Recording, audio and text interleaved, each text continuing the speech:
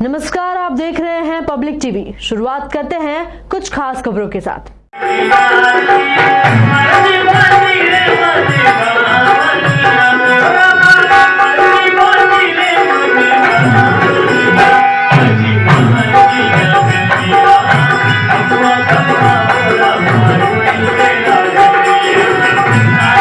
वैसे तो रामदेव जी के जन्म स्थान को लेकर मतभेद है, परंतु इसमें एक सब मत है। उनका समाधि स्थल रामदेवरा, यहाँ वे मूर्ति स्वरूप में पूजे जाते हैं। रामदेवरा में उन्होंने जीवित समाधि ली थी और यहीं पर उनका भव्य मंदिर बना हुआ है। पूर्व में समाधि छोटे छतरीनुमा मंदिर में बनी थी। वर्ष 1912 में बीकानेर के तत्कालीन शासक महाराजा गंगा सिंह ने छतरी के चारों तरफ बड़े मंदिर का निर्माण करवाया, जिसने धीरे धीरे भव्य मंदिर का रूप ले लिया। बाबा की समाधि के सामने पूर्वी कोने में अखंड ज्योति प्रज्वलित रहती है। दर्शन द्वार पर लोहे का चैनल गेट लगाया गया है। दर्शनार्थी अपनी मनौती पूर्ण करने के लिए कपड़ा, मौली, नारियल आदि बांधते हैं तथा मनौती पूर्ण होने पर खोल देते हैं। राजस्थान की धरती पर कई तीर्थ हैं। यहाँ पर रामदेवरा का स्थान सबसे ज़्यादा फेमस है।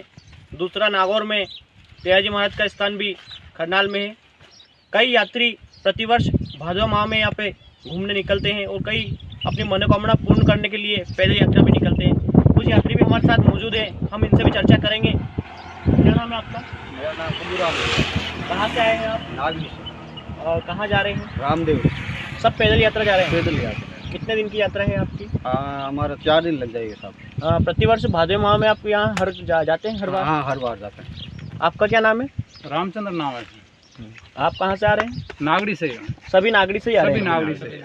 यहाँ रामदेवरा स्थान पे क्या क्या कुछ चमत्कार स्थिति है? वहाँ पे क्या है? बाबा रे अब वो तो घनी चमत्कार है। बाबा री मेहरबानी है। जो हर कोई पीड़ा कोई लोगों ने तो दुख मारे कोई है नहीं, लेकिन दुख मारे थोड़ी जाओ। वो बाबा नाम राजस्थान में जो रामदेवरा स्थान है वो सबसे प्रसिद्ध स्थान है। प्रसिद्ध है। राजस्थान की धरती पर सबसे प्रसिद्ध स्थान बाबा रामदेव का है। कई पहले चमत्कार उन्होंने बताए थे और आज भी चमत्कार देखे जा रहे हैं। इसी के चलते लोग यहाँ पर खींचे चले आते हैं, क्योंकि लोगों की मुरादें भी पूरी होती है और लोगों का मानना है कि भादव माह में इस स्थान पर आने से उनकी सारी इच्छाएं पूर्ण होती है। आपका क्या नाम है? मेहराम। आप कहाँ से आ रहे हैं? नागरी से। क्या कुछ श्रद्धा लेके जा रहे हैं आप वहाँ पे? आपने जो कोई पीड़ा है वो आपके बाबा के नाम से आप पैदल यात्रा निकले हैं। पैदल ले जा रहे हैं। आपको थकान वगैरह होती है? नहीं होती? नहीं होती है। बाबा के नाम पर कोई नहीं होती है। बाबा के नाम पर कुछ नहीं होती है। कुछ नहीं है। छाला भी नहीं होता है तो विश्राम वगैरह भी व्यवस्था विश्राम करेंगे, बाबा के नाम पर विश्राम कर लेंगे, बस सारी व्यवस्था हो जाती है। हाँ, हो तो जाती मतलब भगवान के भरोसे पूरी व्यवस्था आपकी है।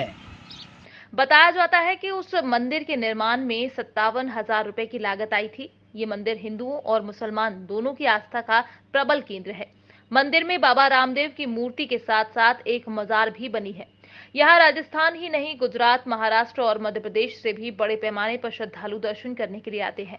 प्रसिद्ध स्थल है। इस संबंध में प्रचलित कथानक के अनुसार रामदेव जी की परीक्षा के लिए मक्का मदीना से 5 पीर रामदेवरा आए और उनके अतिथि बने। भोजन के समय पीरों ने कहा कि वे स्वयं के कटोरे में ही भोजन करते हैं।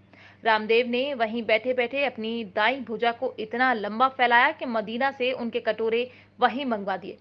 पीरों ने उनका चमत्कार देखकर उन्हें अपना गुरु माना और यहीं से रामदेव जी का नाम रामसा पीर पड़ा और बाबा को पीरों के पीर रामसा पीर की उपाधि प्रदान की। इस घटना से मुसलमान इतने प्रभावित हुए, उन्होंने भी उनकी पूजा करना शुरू कर दिया।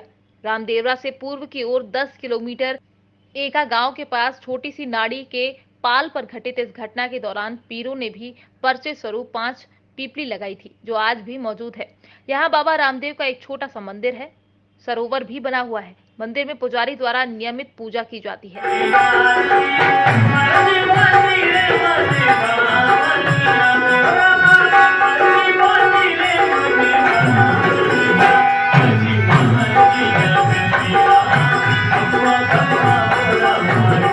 दिल्ली के सम्राट रहे एवं अनंगपाल तंवर के वंशज थे। बाद में वे आकर पश्चिमी राजस्थान में निवास करने लगे। अजमल जी द्वारकाधीश के अनन्य भक्त थे। मान्यता है कि भगवान कृष्ण की कृपा से बाबा रामदेव का जन्म हुआ। उनके जन्म से लौकिक एवं अलौकिक चमत्कारों, शक्तियों का उल्लेख उनके भजनों, लोकगीतों और लोक कथाओं में व्यापक रूप से मिलता है। उनके लोकगीतों और कथाओं में भैरव राक्षस का वध, घोड़े की सवारी, लक्खी बंजारे का पर्चा, पांचों पीर का पर्चा, नेत लदे की अपंगता को दूर करने आदि के उल्लेख बखूबी पाए जाते हैं। उनके घोड़े की श्रद्धा से पूजा की जाती है।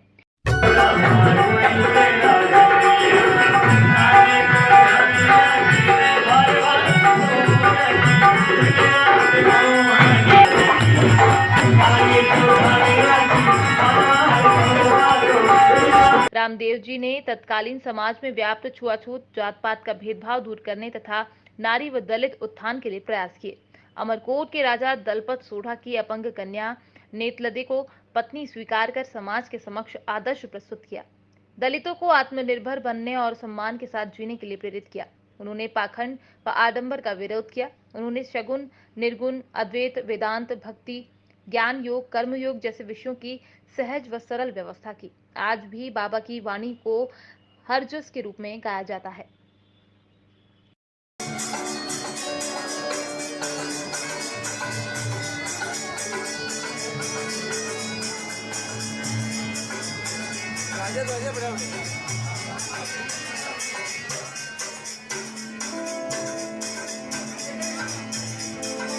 फिलहाल खबरों में इतना ही। बने रहिए पब्लिक टीवी के साथ। नमस्कार।